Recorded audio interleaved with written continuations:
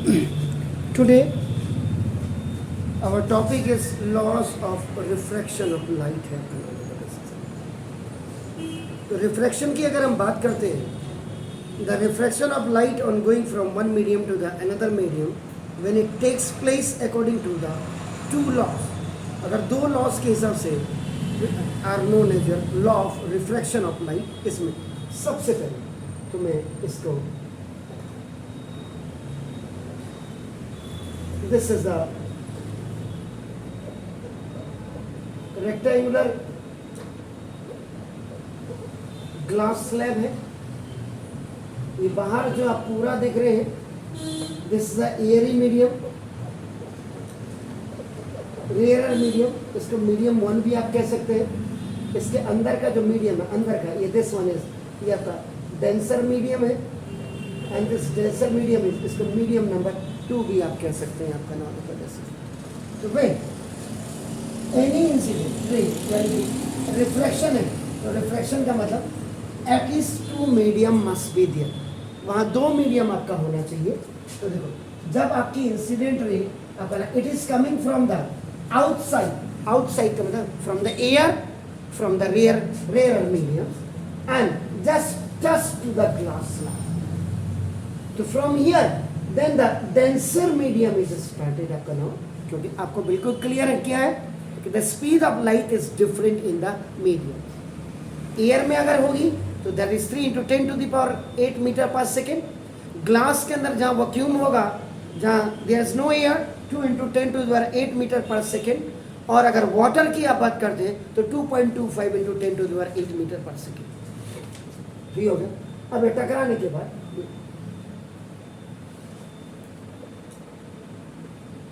ये हो गया. आपको एक नॉर्मल अगर आप खींच देंगे, आपका नाम देखो तो इसको नॉर्मल एन डैश आपका कर दीजिएगा. तो ये जो अंदर है दिस इज द रिफ्रैक्टेड रे, रिफ्रैक्टेड.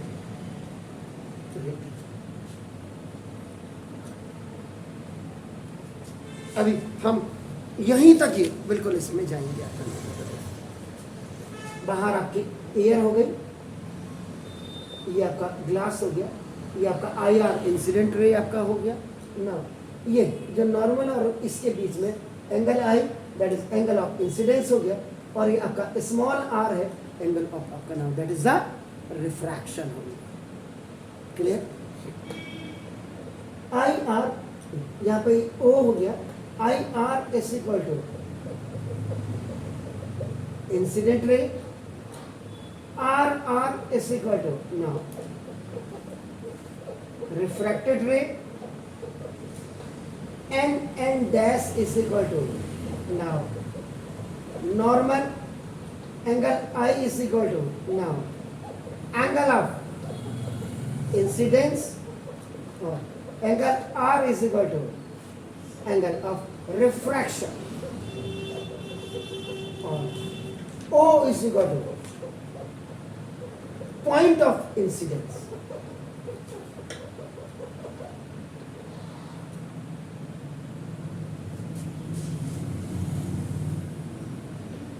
Is it clear?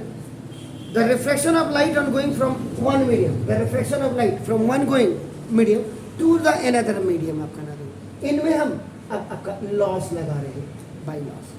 तो first according to first law, अगर आप इसको देखें, first law of refraction of light मैंने पूरा ले लिया. फर्स्ट लॉ, आप इसको first law of refraction of light भी अगर आप चाहते हैं तो first law of refraction of light complete में लिख देता हूं. इसमें ये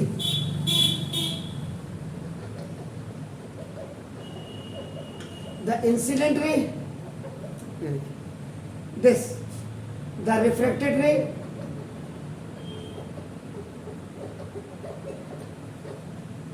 एंड ये डॉटेड लाइन जो देख रहे हैं, the normal at the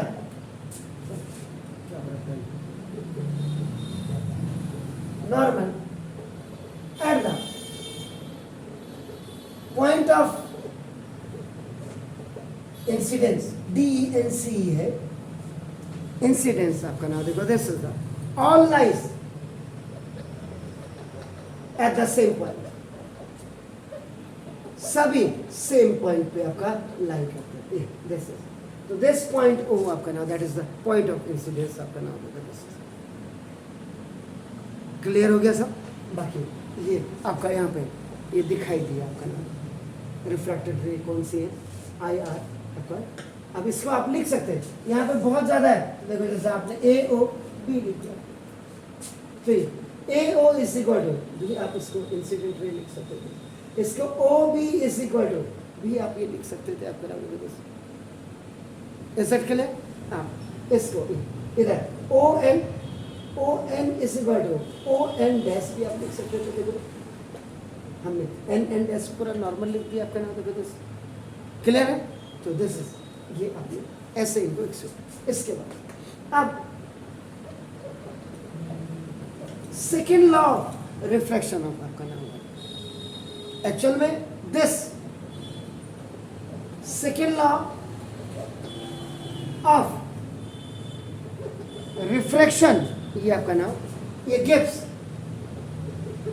the relationship between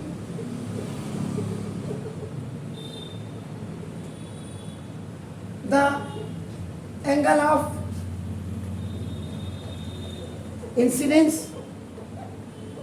and angle of refraction. यानी कि जो सेकेंड लॉ ऑफ रिफ्रैक्शन है, ये आपको एंगल ऑफ इंसिडेंस और एंगल ऑफ रिफ्रैक्शन के बारे में बताता है, उनके रिलेशंस के बारे में बताता है। This relationship was discovered by Snell, S-N-E-L-L, this is Snell.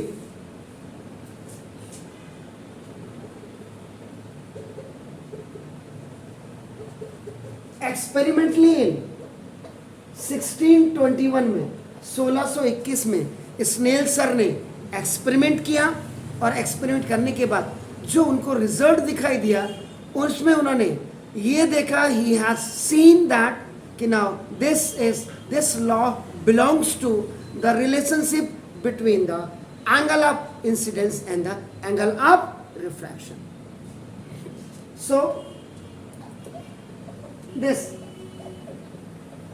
Second law is also known as, या कॉल्ड भी आप लिख सकते हैं, known as Snell's law of refraction।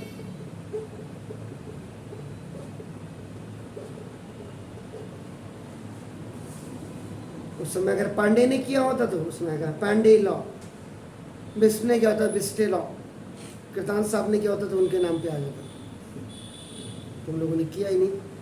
सो इसमें आपका क्या है, according to him, according to him का मतलब यहाँ पे स्नेल सर को मैं रेफर कर रहा हूं, या अकॉर्डिंग टू अगर मैं दिस लॉ लिखता तो सेकेंड लॉ के लिए लिखता मैं तो ना, this the ratio of sine of angle of incidence to sine of angle of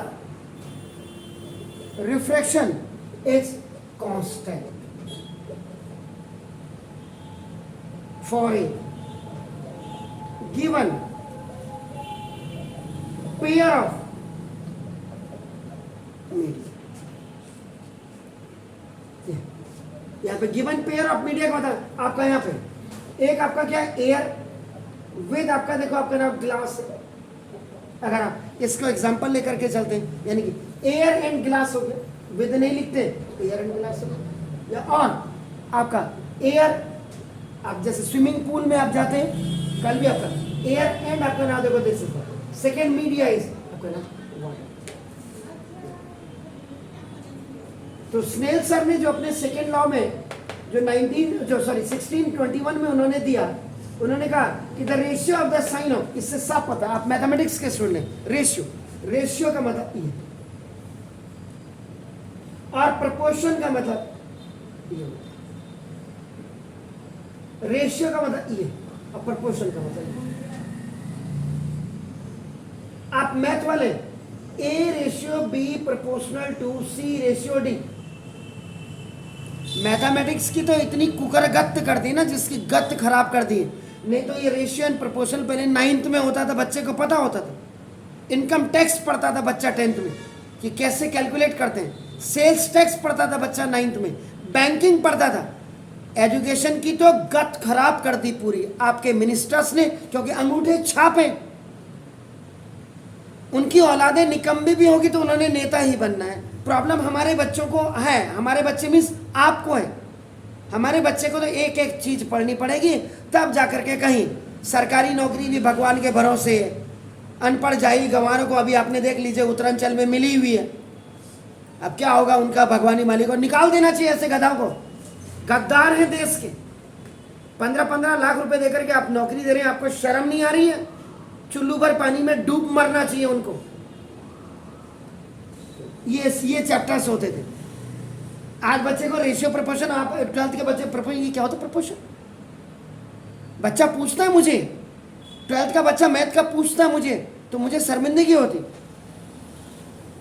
कल मैंने पूछा टीचर्स डे किसके नाम पे मनाया जाता है? सीबी रमन। क्या बताऊं, इतना जबरदस्त नॉलेज है। ये आप भी हैं उसमें शामिल। आप देखो, आप थोड़ा जरा ज्यादा जानते हैं, आपका कई चीजें होती हैं।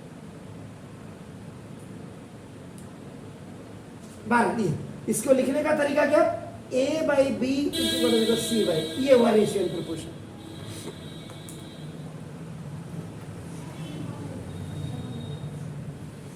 इसमें भी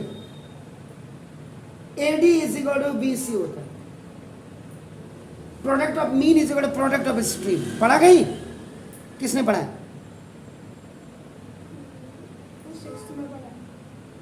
नहीं, तुम्हें नहीं पढ़ा?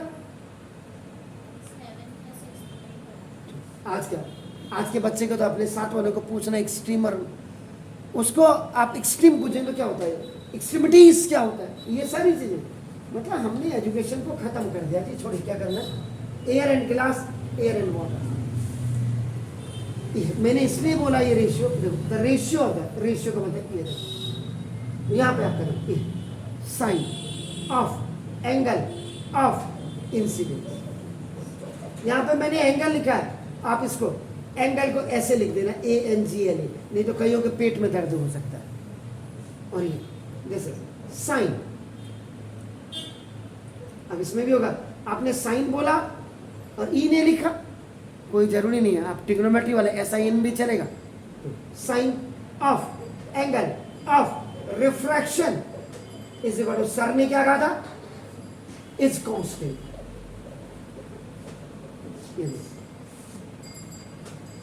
अब इसको शॉर्ट में आप लिखेंगे एब्रिविएशन में, तो sine I over sine R is equal to आपका कांस्टेंट।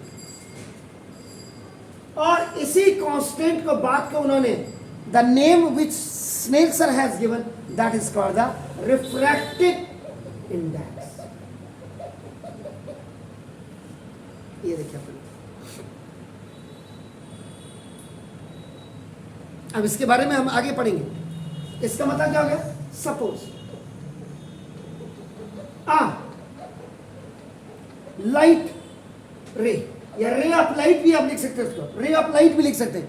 लाइट रे is passing या traveling in air, enters,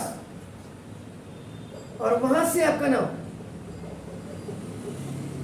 another medium में आपका इंटर कर रही है। एंड जैसे यहां another मीडियम में इसने इंटर किया एंड गेट रिफ्रैक्टेड, और वहां से आपका नाम फिर ये अपवर्तित हो गई, रिफ्रैक्टेड आपका हो गई आपका नाम। देखो दिस ये आपका नाम, तो let the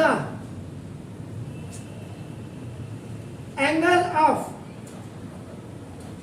incidence in air, ये देखिए एयर में देखिए आपका i is equal to angle of incidence आपका बन रहा है and the angle of refraction in glass. Glass का मतलब आपका डेंसर मीडियम में आपका देखो ना, इन दैट मीडियम, ये मीडियम आपका ना देखो, इसका मतलब क्या हो गया यहीं पे कि द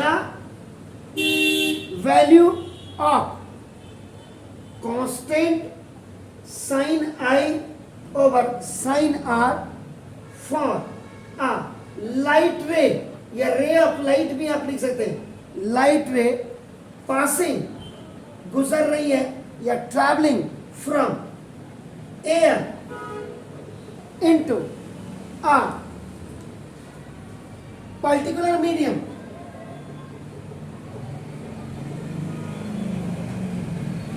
यहां पे पर्टिकुलर मीडियम का मतलब मेरा ग्लास मीडियम है, is called the refractive index RI।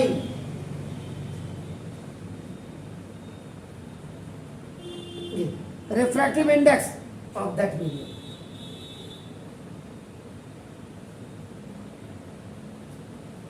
ये हो गया sir, and it is denoted by नीटा। नीटा एन को थोड़ा सा लेग लंबी बना दीजिएगा, दैट इज नीटा। तो इसका मतलब कांस्टेंट जो हो गया आपका नीटा, तो नीटा is equal to now sine I over, now this is a sine आई।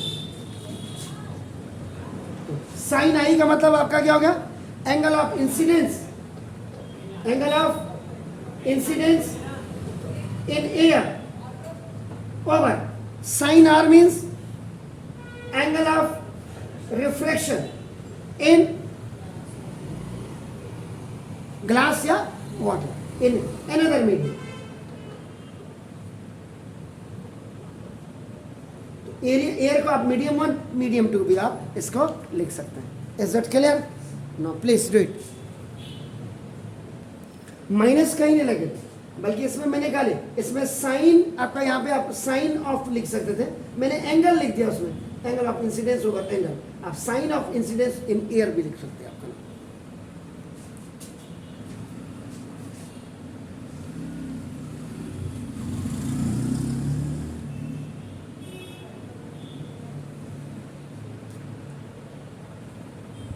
बिल्कुल, जहां पे नहीं आ रहा हो बिल्कुल पूछिए।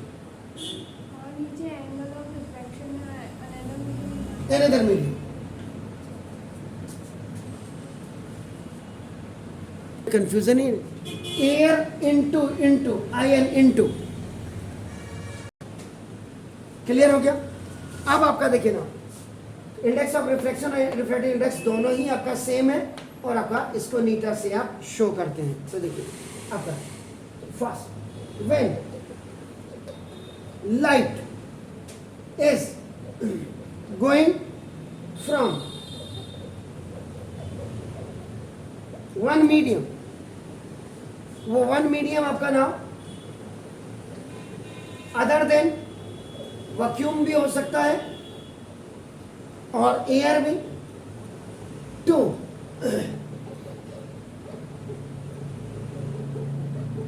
another medium, then the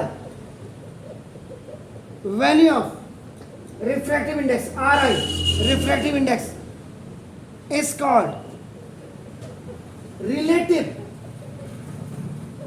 refractive index। Relative refractive index देख लीजिएगा, जब कभी भी कोई लाइट आपकी एक मीडियम से दूसरी मीडियम में जा रही हो, तो उस समय जो रिफ्रैक्टिव इंडेक्स की वैल्यू होगी उसको आप क्या कहेंगे, रिलेटिव रिफ्रैक्टिव इंडेक्स। अब आप कहेंगे सर हमारी समझ में नहीं आता, कोई बात नहीं, अब आप एग्जाम्पल से आप समझ लीजिए। अभी अभी आपने क्या कहा था, व्हेन ये आपका एयर है, ये आपका ग्लास हो गया, आपका नाम देखो, दिस इज आपका इंसिडेंट रे हो गया, दिस इज आपका रिफ्रैक्टेड रे हो गया, ये आपका नॉर्मल हो गया। When a light ray is going from air to glass, then the value of refractive index Ri will be the relative refraction आपका रिफ्रैक्टिव इंडेक्स होगा आपका नाम देखो जैसे ऑफ ग्लास आपका नाम देखो। Is it clear? ग्लास हो गया। आप जी बोलिए इनटू बोलिए ना, ये मैं सही लिख रहा हूं या नहीं लिख रहा हूं? आप भी तो अरे कोई लाइट आपके इंटर कर रही है, अगर मैं चेंज कर दूं इसको देखो यहाँ वाटर, ये वाटर से आपका ग्लास में कर दिया सपोज मैंने,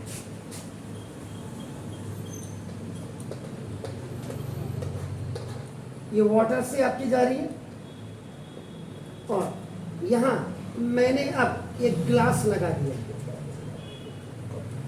एक मीडियम ये वाटर वाला हो गया, एक ये ग्लास वाला हो गया। तो water to glass, then the value of refractive index, उसमें रिफ्रैक्टिव इंडेक्स वैल्यू क्या होगी बताइए? विल बी द रिफ्रैक्ट क्या होगा जी? तुम्हारी सास को ले आएगा तुम्हारा नालायक ससुर। Refractive index of glass with respect to water. इतनी सी बात तो आपने बोलनी थी आपका ना। तो इसका मतलब द रिफ्रैक्टिव इंडेक्स में कितने हैं? दो मीडियम। दो मीडियम कौन कौन से? वाटर एंड ग्लास हो गया आपका नाम। तो इसमें जो रिफ्रैक्टिव इंडेक्स है हैज ऑलवेज टू सबस्क्रिप्शंस होंगे। जानते हैं सबस्क्रिप्ट्स? जानते हैं? दो सबस्क्रिप्ट्स होंगे with its symbol नीटा के साथ आपका देखो, which indicates, जो आपका इंडिकेट करेगा, नीटा आपका इंडिकेट करेगा आपका नाम देखो, दिस इज द क्या इंडिकेट करेगा? द टू मीडिया इन विच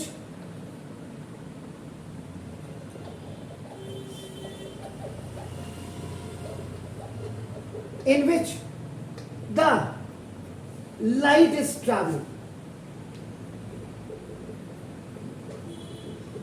कि जिन दो मीडिया में आपका ट्रैवलिंग करेगा, ये यहां से भी तो थोड़ा मुझे लग रहा है, इसको भी मुझे, जब आपका वाटर से एयर में आएगी, हाथी टेढ़ा क्यों जा रहा है जी? जब वाटर से एयर में आएगी, सॉरी ग्लास में आएगी, तो कहां जाएगी? नॉर्मल की तरफ।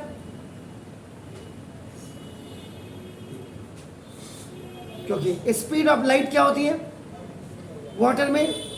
ज्यादा होती है, more than the glass. Fine, तो ये आपका हो गया। इसका मतलब तो रिफ्रैक्टिव इंडेक्स इज रिटन। अब जो आपका रिलेटिव रिफ्रैक्टिव इंडेक्स आपका लिखा जाएगा, वो क्या लिखा जाएगा? नीटा के इधर वाटर लिखा जाएगा, वाटर नीटा ग्लास, और इसको आप क्या करेंगे? वाटर नीटा ग्लास, ऐसे लिखते हैं। इसका मतलब क्या हुआ? द मीन इज आपका व्हाट कि is the refractive index of glass with respect to now water. ये वाटर ऐसा जबकि लिखा जाता है वाटर पहले और ग्लास बाद पर, ये सबस्क्रिप्शन है आपका देखना। तो ये जो आपके दो हैं रिफ्रैक्टिव इंडेक्स में आपका हमेशा क्या होगा? दो सबस्क्रिप्ट्स होंगे विद इट्स सिंबल नीटा के साथ, और ये आपका इंडिकेट क्या करेगा? दो मीडिया को इंडिकेट करेगा जिसमें कि लाइट आपकी क्या कर रही है? ट्रैवल कर रही है। लाइट आपका वाटर से ग्लास में जा रही है। तो जब इसका रिफ्रैक्टिव इंडेक्स को यू विल राइट दैट, आप देखेंगे वाटर नीटा ग्लास, या इसको शॉर्ट फॉर्म में एब्रीवेट में WN ग्लास। इसका मतलब क्या कि ये इसको लिखने is the refractive index of glass. Glass की रिफ्रैक्टिव इंडेक्स है विद रिस्पेक्ट टू वाटर। अगर इसको आप आगे लिख दोगे G नीटा W, तो ये आपका ये हो जाएगा is the refractive index of water with respect to glass. आपका ये इनका मतलब ये।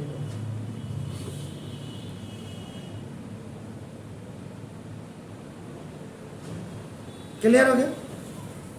अब अगर ऐसे लिखा हुआ है और कोई पूछे what is the meaning of this,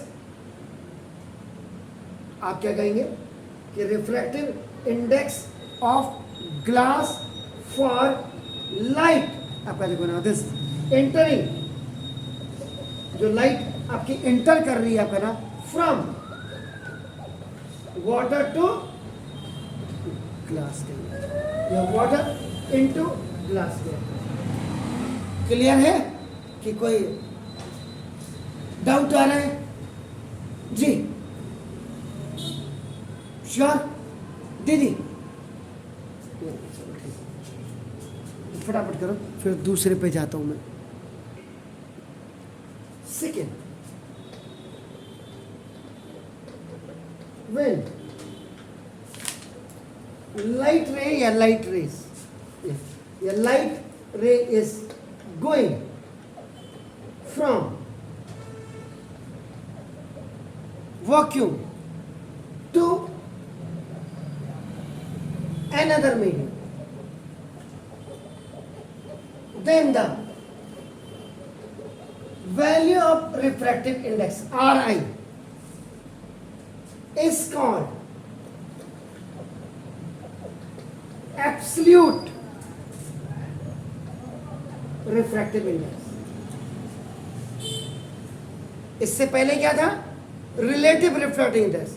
relative refractive index का मतलब था क्या?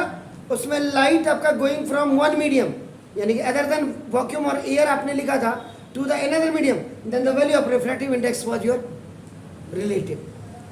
यहां पे क्या है कि व्हेन लाइट रे या light is going from vacuum to, vacuum से अनदर मीडियम में जब आपकी जा रही हो, वैक्यूम से अनदर मीडियम में जब आपकी जा रही हो, तो उस समय जो वैल्यू होती है रिफ्रैक्टिव इंडेक्स की, that is known as your absolute refractive index. ठीक है?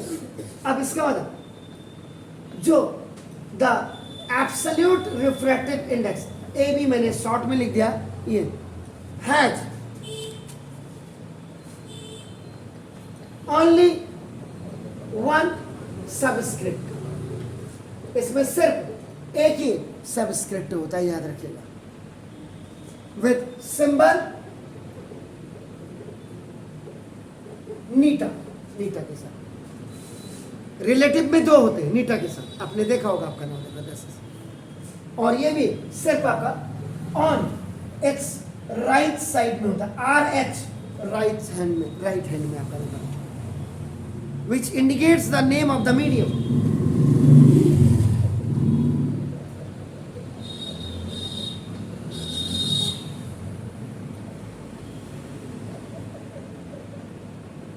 जो मीडियम का नाम आपका क्या करता है? अंकित करता है।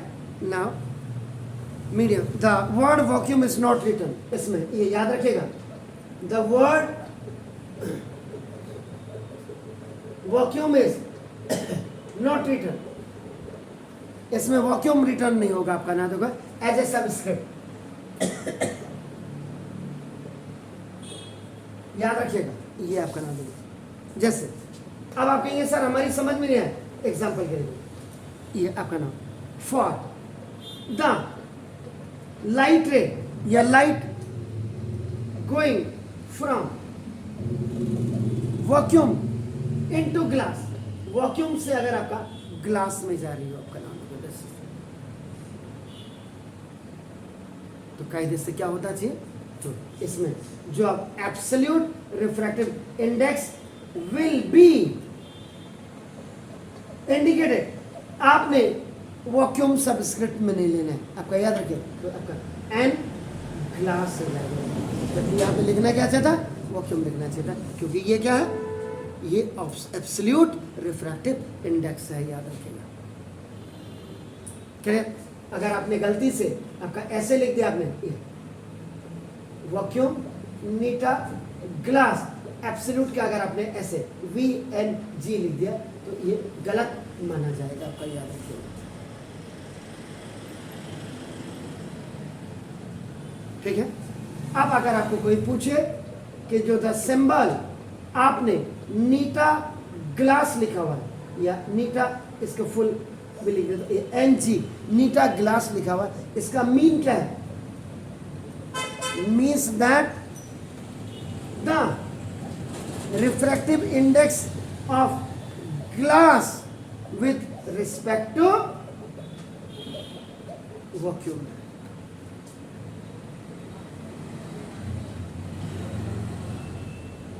क्लियर हो गया? अगर आपको ये चैप्टर किसी ने पढ़ाया हो, आपको ये भी पता होना चाहिए कि स्पीड ऑफ लाइट इन जो वैक्यूम होता है कितनी होती है? 2.97 या 9979 इंटू 10⁸ मीटर पर सेकेंड।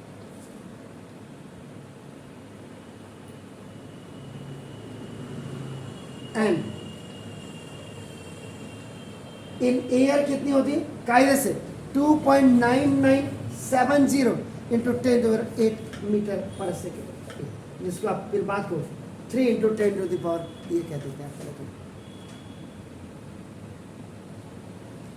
इसका मतलब क्या हो गया कि जो रिफ्रैक्टिव इंडेक्स ऑफ मीडियम या सब्सटेंस है विद रिस्पेक्ट टू आपका एयर इज ऑल्सो कंसिडर, इसमें एक स्पेशल नोट मार दीजिएगा लास्ट में कि now the refractive index of a medium, medium में आपका नाम, you can also right here the substance, आप सब्सटेंस में लिख सकते हैं आपका नाम, देखो विद रिस्पेक्ट टू, अगर आप ईयर की आपके रिस्पेक्ट में ले रहे हैं, इज ऑल्सो कंसीडर्ड, इसको भी आपका कंसीडर्ड किया जाता है to be its absolute refractive index से इसको लिखा जाता है। इसका मतलब क्या हो गया? 10 एयर नीटा ग्लास या और ए नीटा जी आपका आ जाएगा। लेकिन आपका क्या होगा? अब आपका सबस्क्रिप्ट कितना होना चाहिए? ओनली 1, इसलिए ये नहीं लिखा जाता है आगे से, क्योंकि एब्सोल्यूट है, एब्सोल्यूट में ये आपका नहीं लिखा जाता। ठीक हो गया जी? तो कितने कुड़ी है? विद रिस्पेक्ट टू एयर, तो absolute refractive index of a medium is just called the refractive index, भी आपको इसको कहा जाता है। तो लास्ट में the ratio of speed of light in vacuum to the speed of light in a medium,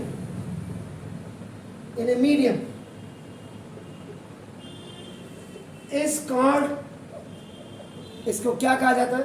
refractive index of that medium. इसीलिए यहां पे लिख दोगे refractive index of a medium equal to speed of light in vacuum over now speed of light in medium, जो यहां होगा वो यहां इसके थल्ले होगा, याद रखिएगा। रिफ्रैक्टिव इंडेक्स ऑफ मीडियम यहां होगा, तो ये स्पीड ऑफ लाइट भी आपका डिनोमिनेटर में होगा, ये याद रखिएगा।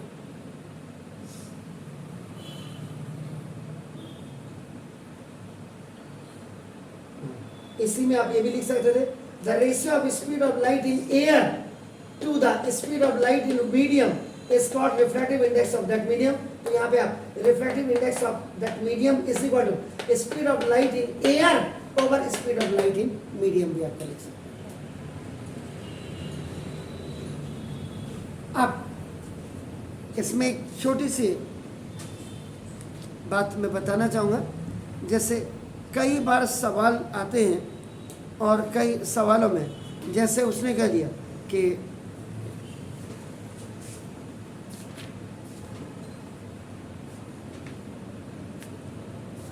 साइन आई उसने दे दिया, जैसे सपोज के लिए